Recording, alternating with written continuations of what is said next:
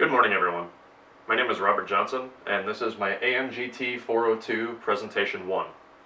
I chose the Black Panther and Lexus commercial, mostly just because I'm a huge fan of the Marvel commercials. The overview of the commercial. During the Super Bowl, Lexus aired a joint venture commercial with Marvel Studios' Black Panther movie. The purpose of the commercial was to advertise the new Lexus LS 500F Sport and the Marvel Studios movie Black Panther. The commercial includes footage of Black Panther and his sister driving the new Lexus to take out an enemy and collect vibranium, a very rare metal used to make weapons in a fictional city of Wakanda. I had to Wikipedia what vibranium was because I had no idea, even though I watch a lot of the movies. I think Captain America's shield's made out of it or something like that. But I ended up Wikipediaing that, and the messages being sent, from my perspective, there were several messages that were sent. The first of which, the new Lexus LS 500F Sport is sleek, fast, and built to handle corners. In the commercial, you'll notice that they're taking corners very aggressively, doing evasive maneuvers. The new Lexus Sport car is high profile enough to be driven by the King of Wakanda. Supposed to emulate a high-end owner, and the movie The Black Panther will be fast-paced and full of adrenaline.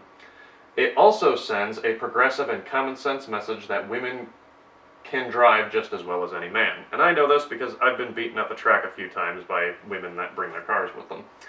The overall message promoted by the commercial was the car and the movie. There weren't any specifics. It was kind of just a video footage from the movie. It didn't show any specifics about the movie, didn't show any specifics about the car. It was just there to essentially show off the car and show that the Black Panther could drive the vehicle. Target audience. Again, from my perception, I think there were a few possible target audiences. Old and new customers. The commercial demonstrates that Lexus is still the forefront of the luxury automotive manufacturers, so much so that they were able to procure advertising time during the Super Bowl, which is arguably the most watched sporting event in television history, maybe besides the Olympics. This appeals to current and past customers, while the Black Panther appeals to the younger crowd. Let's be real. Even though a lot of adults watch these movies, generally the comic books, the stories, they're for children. It demonstrates that Lexus is associated with modern trends and hip movie stars. If the car is good enough for the King of Wakanda, it's probably good enough for a kid. Most likely, this may possibly influence some future buyers that are within that age threshold. Second thing, sport and luxury seekers.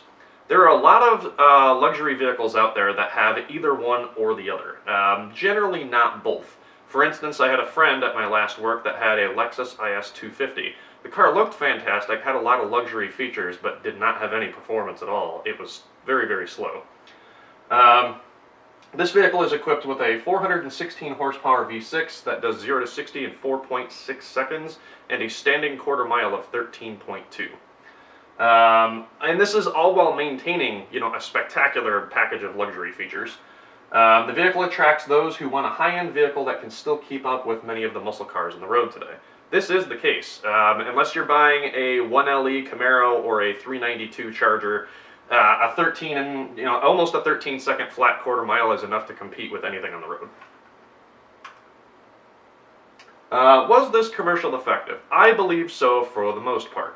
A few of the things that it did a great job at, was attracting customers of all ages, demonstrated that Lexus is a front runner in the luxury market segment, had a solid luxury platform, or a new luxury platform that significantly outperforms previous Lexus models. Like I said, the IS 250, I think I looked up the quarter mile time on that, and it was like 15.5 seconds. Most of today's sedans are faster than that.